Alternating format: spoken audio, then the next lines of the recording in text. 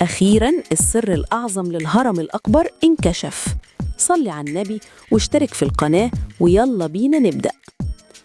في قلب القاهرة مهندس مصري اسمه كريم قضى عمره كله بيدرس أسرار الفراعنة. كان عنده إيمان إن الهرم مش مجرد مقبرة، لأ ده أعظم من كده بكتير.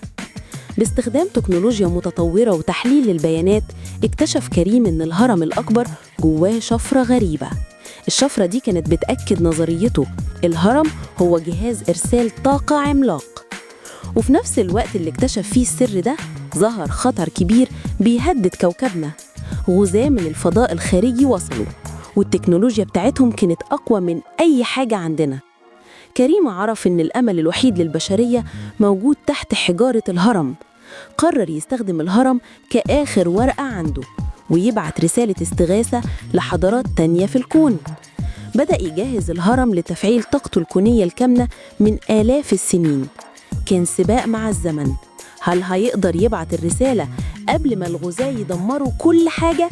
وهل في حد هيسمع نداء الاستغاثة اللي جاي من الصحراء المصرية؟